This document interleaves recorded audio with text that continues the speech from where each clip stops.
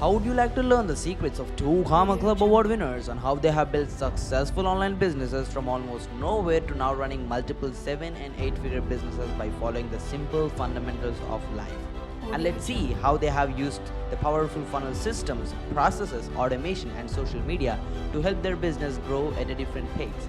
Let's dive into their journey to grasp the strategy, mindset, action plan of how they have done it from almost nowhere to the way up to 7 figures. We are going to uncover and pick their brains of the top performing entrepreneurs on this show, how they have done it and how you can do it too. You are listening to the Nikhil Sai, the host, and welcome to the Nikhil Sai Show. What's going on? What's going on, everyone? First of all, welcome to the Nikhil Sai Show, which is hosted by me, the Nikhil Sai. And guess what's going on today? We are back with another amazing Two Karma Club interview. And guess who is the guest on today's podcast? She's crazy that she started her journey when she was 18.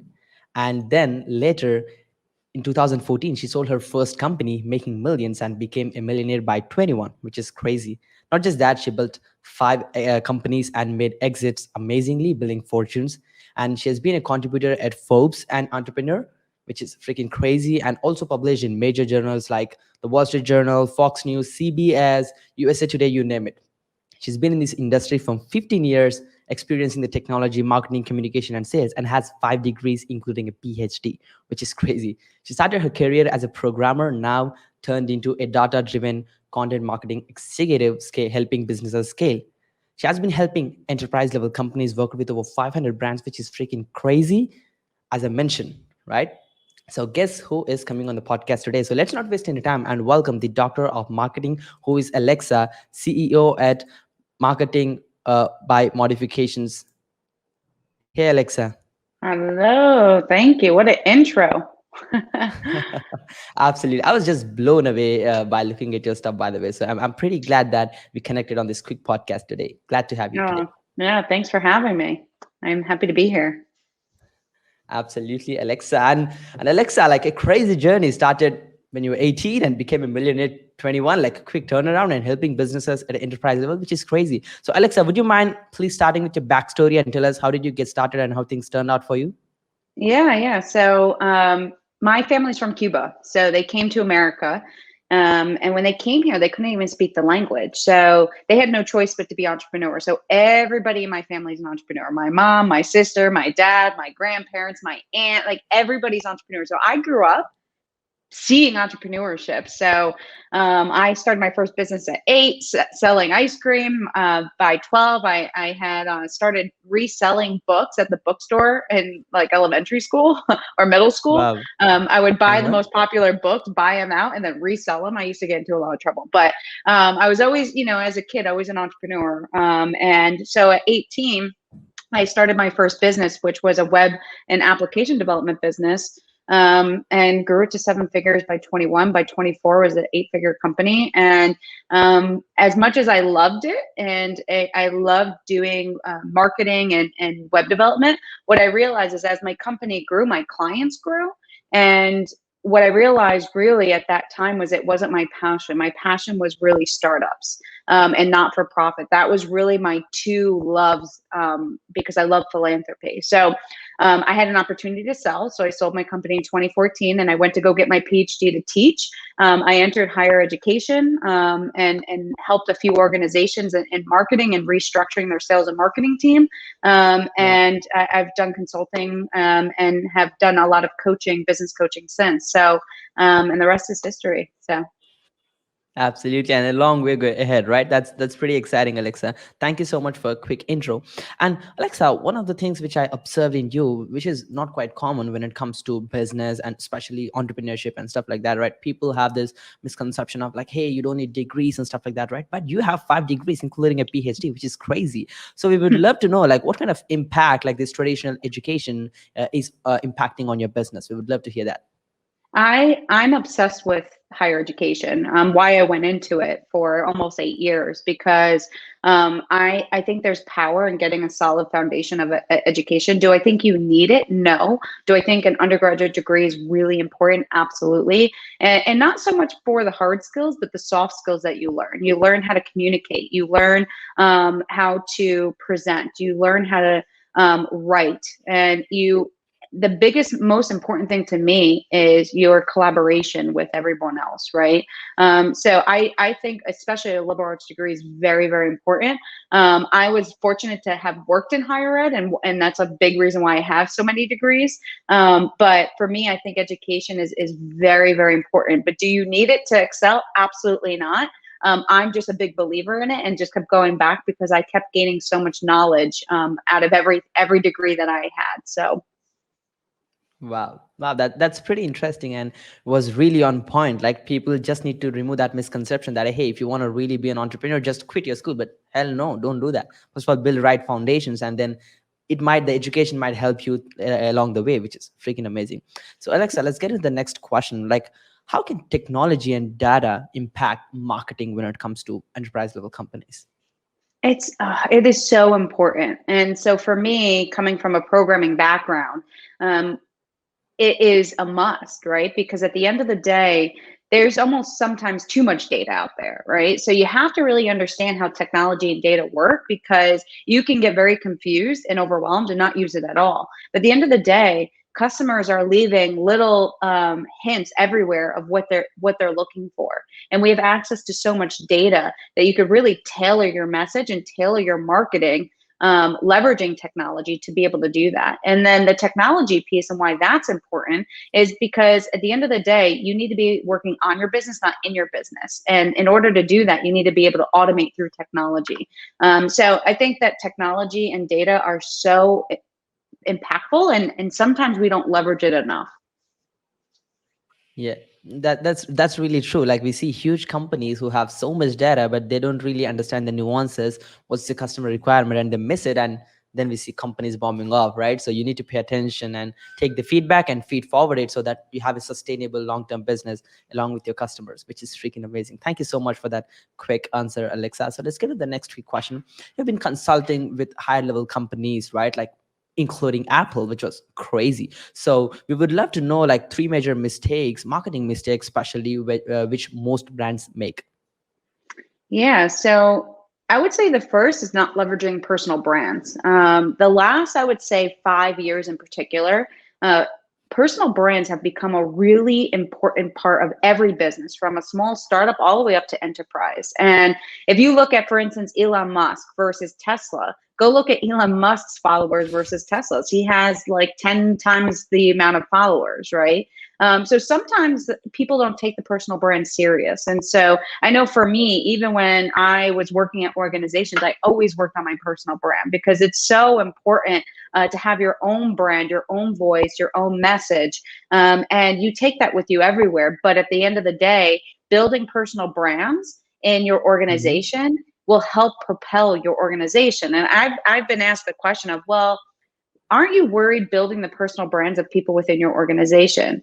And to me, that's a scared CEO. A scared CEO that thinks like that is somebody that is scared somebody's going to leave. If somebody gets a great opportunity because of how you've built them up, then that's fantastic. But if you're not keeping your people, that's a whole other problem. So to me, building the personal brands of your people and your organization is how you're going to propel your organization forward. And keeping them interested in staying in your organization with their personal brand is another story, but is also an important factor here. Yeah. Yeah, that's freaking amazing, Alexa. And I believe that's gonna compound, right? Once you really have like all of your team having their own personal brand around your company, and that's just gonna compound at a different level, which is freaking amazing. So let's get to the next quick question, Alexa. You've been getting clients who are at a different stage, like not like usual small digital agencies, right? So would you mind giving us your 2 cents on approaching and serving enterprise level clients? Yeah. So, I mean, approaching clients in general, right, is different depending on every client. It's not even like, doing small business or entrepreneurs or enterprise or, solopreneurs, right?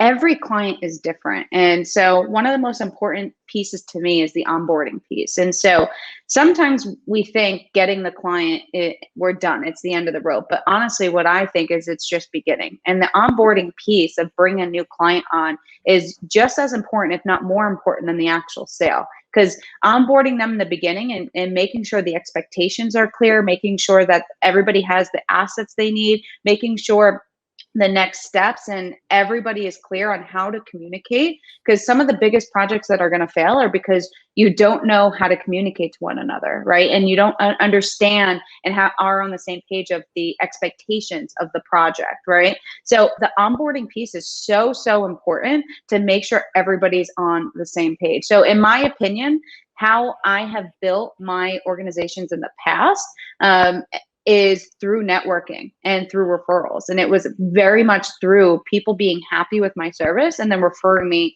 to other people. And it's a snowball effect if you do it well, but you have to onboard that client appropriately to even have a good project to begin with. True, Alexa. And I think that's one of the main problems in most agencies or media companies, marketing companies we see, right? Like when you're actually acquiring a client, you need to know like where they are at right now and they want to go, right? That's when you can actually build a journey and help them to achieve that. But most people don't even understand where they want to go. So there's no way these guys can help them to go there. So it's end up bombing off, right? That's a really great experience which you shared here. Thank you so much for that. And Alexa, like this is very like amazing for me. Like I've never seen someone at your age especially who built and exited 5 companies. Like how was the experience while building and exiting like these 5 companies throughout the journey? Yeah. So to date, I've built 7 companies. Five have sold. Of the five, 4 were I was majority owner. 1 I was minority owner. I think for me the most important piece is to have a goal in mind, right, of where you want to be. Because in my experience of building these companies, I've made a lot of mistakes. Sometimes I sold prematurely. Sometimes I held out too long and then lost interest of buyers. So you've got to really learn through experience. And, I think for me, the experience was at times stressful, because entrepreneurship is stressful, but at times really rewarding, right?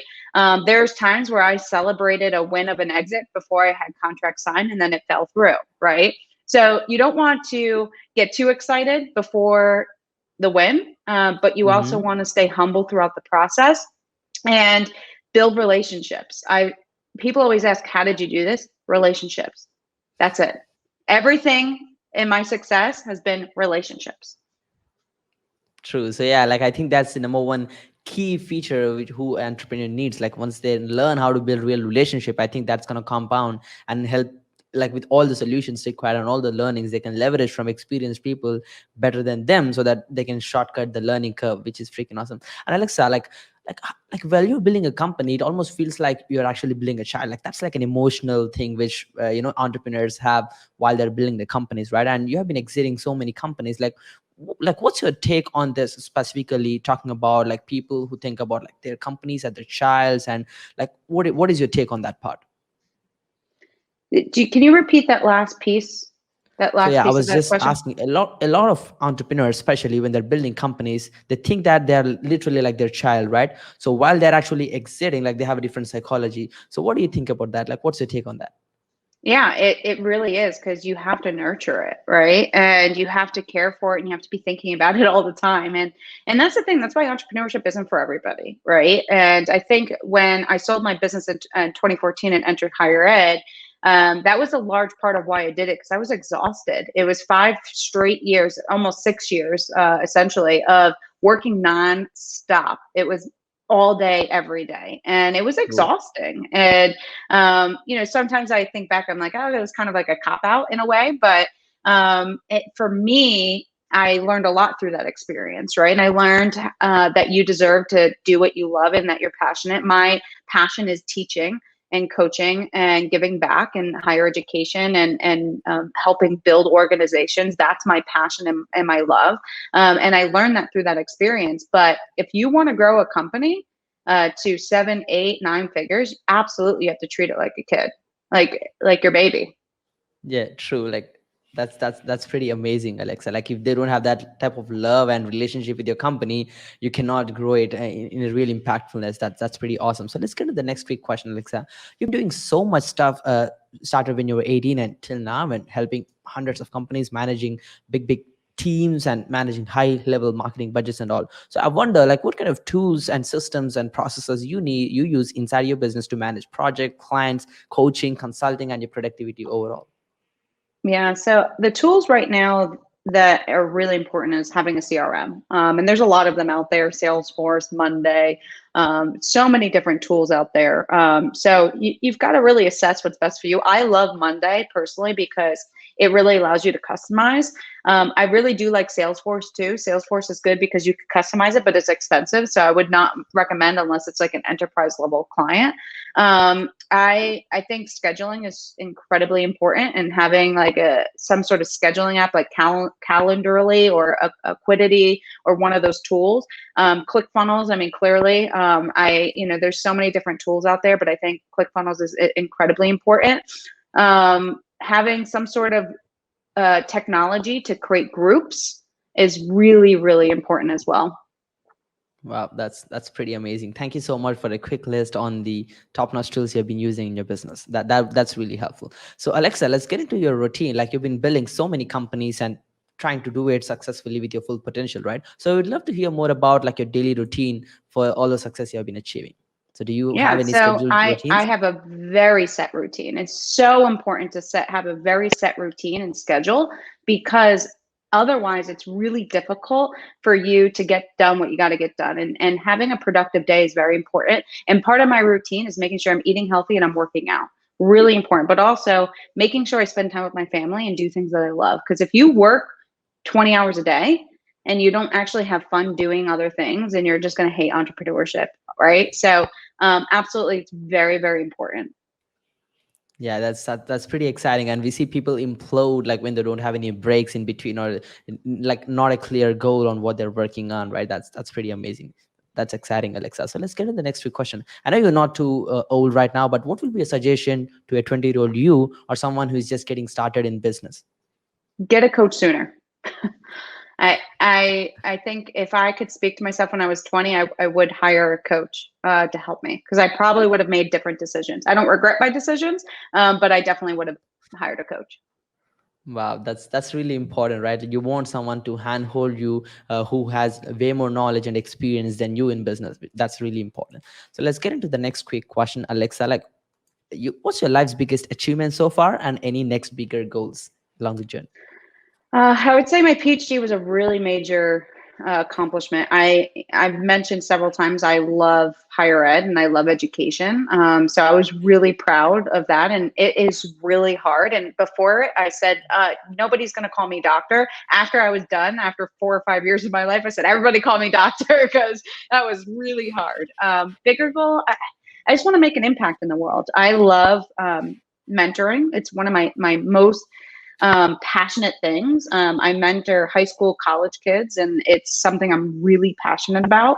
And it's why I started coaching, because I was mentoring kids, and it's honestly one of my biggest passions in life. So I want to continue to make that impact.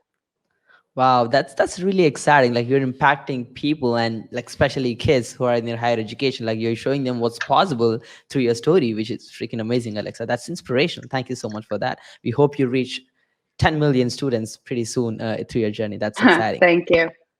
So let's get into the next quick question, Alexa. Like, what's the biggest mistake in your life? You've been doing a lot of stuff, right? So excited to hear this. Biggest mistake. I mean, I would go back to not hiring a coach soon enough. I don't like saying mistakes, only because to me, you learn from your mistakes, right? So I like calling them challenges that you learn from, right? I think at the end of the day, understanding that your network is your net worth. I didn't understand that until later in life. I didn't understand until later in life how important leadership is in your team. So I wouldn't call them mistakes. I would call them learnings on you need to be a good leader, and you need to cherish your network. Wow, that's really important. Thank you so much, Alexa. It's just on point, right? It's just like golden nuggets dropping off immediately. That's amazing. So Alexa, like, do you have any main people inspiration for your success, and any key people involved in the journey? Yeah, I mean, I've had a lot of mentors and amazing coaches in my life, but I would say right now my biggest inspiration is my 1-year-old daughter. So she lights me up, and she's the one that keeps me moving. Wow, that's exciting. Happy mom. That's amazing. We hope she'll Thank be you. doing great along the way. That's pretty amazing. Alexa, you're just like that quick golden nugget who is dropping off amazing value over all the quick 19 minutes which you have done so far. So where can our audience find you mentoring? Yeah, so you can go to passiontoceo.com or follow me at Marketing by Modification, and you can catch my content there. And I'm happy to share more knowledge to anyone that wants help. Wow, that's really exciting. Thank you so much. So guys, make sure to check out her Instagram. It's mindset to marketing, which is pretty amazing. So yeah, Alexa, this is amazing, quick, goal valuable session, which was amazing. It's just was on point. So any last word before we conclude the whole entire podcast session today? Believe in yourself, be passionate about what you do. When you combine your skill set with passion, it is an explosive combination to create an amazing organization. So that's it. Just be passionate and love what you do. It's so important. Life is too short. So That's amazing. That's really amazing, Alexa. Thank you so much. First of all, thank you so much for this amazing opportunity, Alexa, and we're definitely looking forward to have you once again. And hope you guys enjoyed today's podcast session. If you need any more help, make sure to reach out to Alexa on her Instagram and check out to passion2ceo.com so that you can actually get more help from Alexa. And hope you enjoyed the podcast today. Stay tuned for the next podcast session, guys. Thanks, Alexa. Have a great day. Peace.